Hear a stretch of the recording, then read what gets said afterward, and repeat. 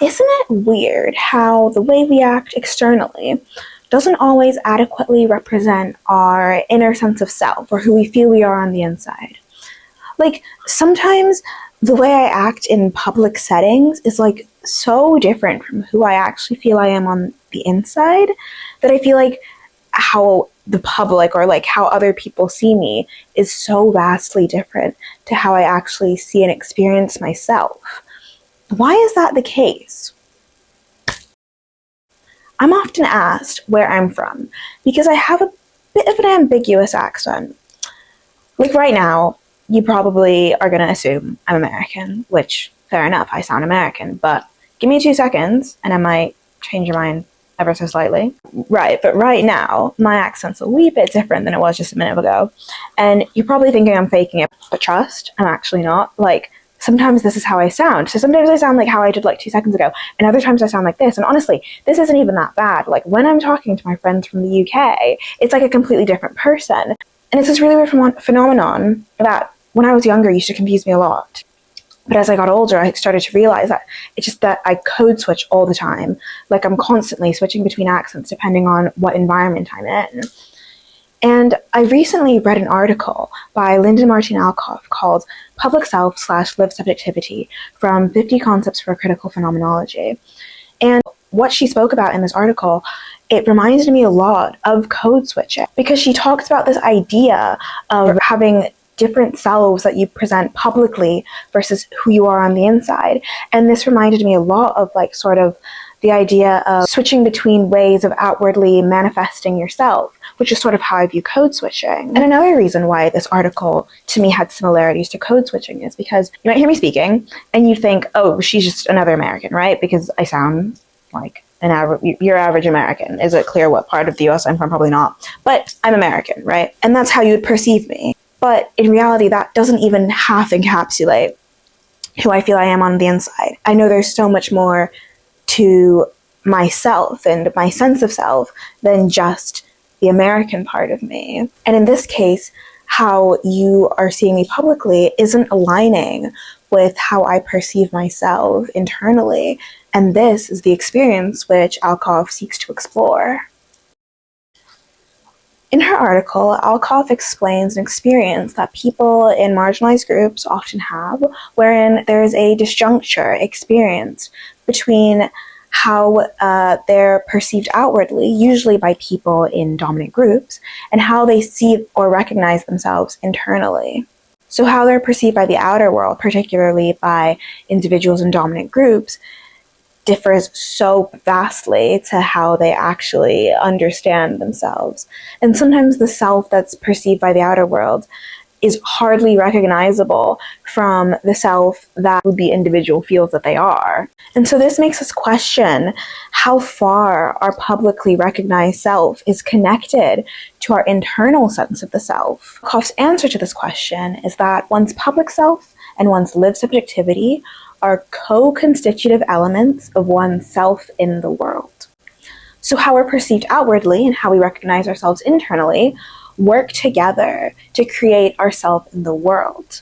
And she explains this through a dialectical process of self-formation, and I'll elaborate further on what that is later in this video.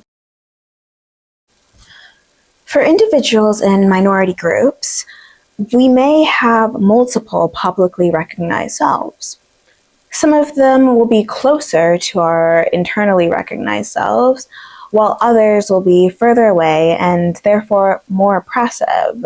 In her article, Alcoff discusses an idea described by Cubana feminist philosopher Ophelia Schutt.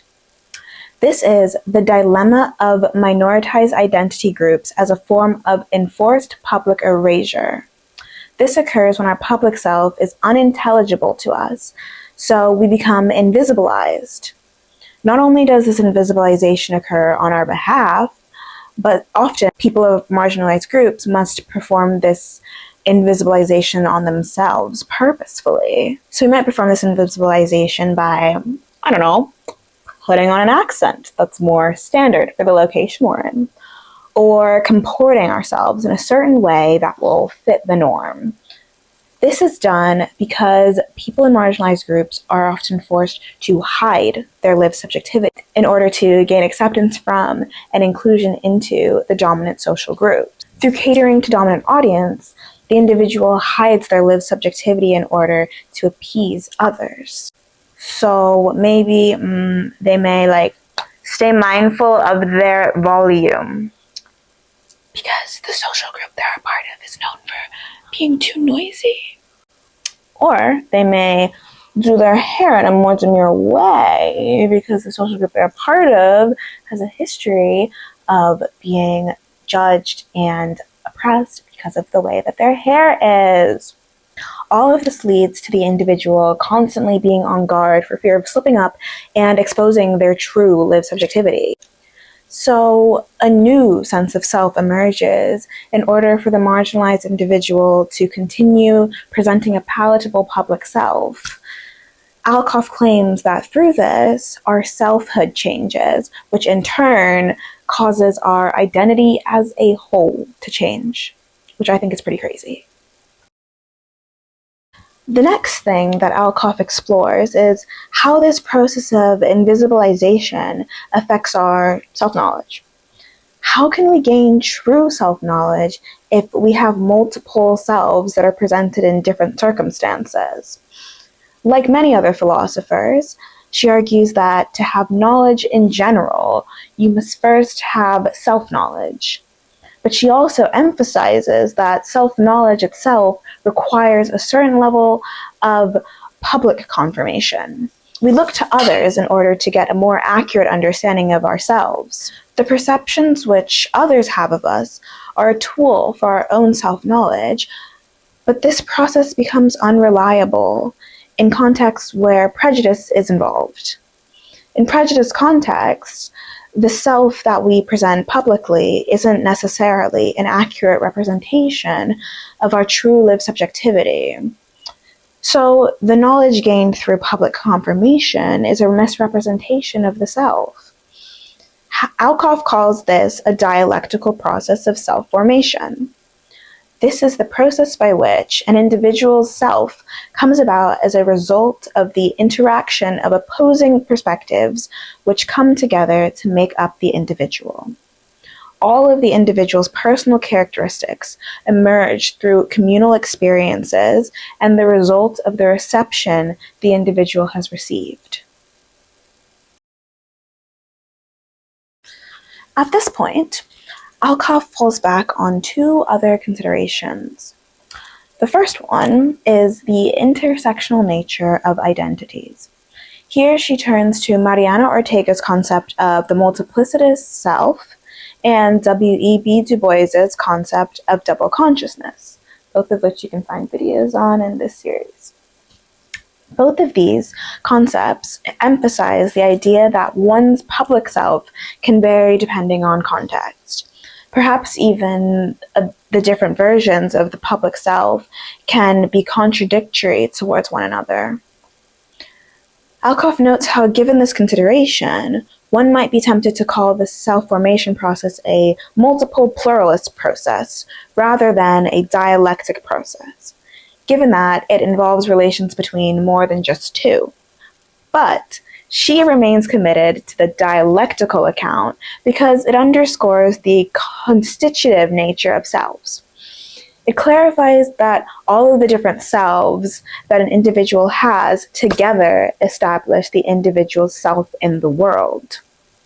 She also notes that it connotes struggle in a way that isn't as apparent with the pluralist interpretation.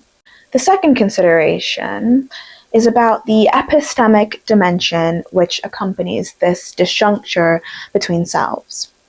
This involves questions like, should I give priority to my own understanding of myself above that of others?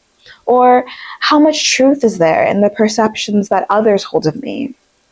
Because the public self can manifest in vastly different ways to the internally recognized self, it's difficult to know which understanding of the self to trust. Alcoff suggests that maybe it's not necessary to know which one is correct, because multiple things can hold true at once. Like, I can have both a British accent and an American accent. Two things can be true at the same time. We all occupy different social and relational roles, so we don't have to pick one in particular that holds the truth of all of our self-knowledge. We can have all of these different selves, and they can all be true versions of ourselves.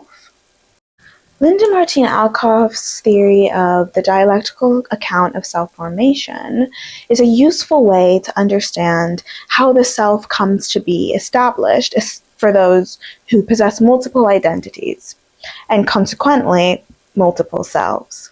Personally, I always wondered, which version of the self was the true me. I always got so confused, and I didn't understand why I had fake me's. I didn't understand why I was a different person in so many different contexts. It didn't compute in my brain, and I just felt like it didn't make sense that I was a different person in all these different circumstances. And if I was a different person in all these different circumstances, then that had to mean one of them was real, one of them was fake, and some of them were just a little bit off. Alcoff helps contextualize that we exist in multiple worlds. And for that reason, we have multiple selves to navigate the different worlds, which seems so obvious when you think about it like that. But understanding that our multiple selves work together to constitute ourself in the world means understanding that all the different versions of ourselves are still part of ourself in the world, even if they differ from one another. They're all me. I just have multiple me's.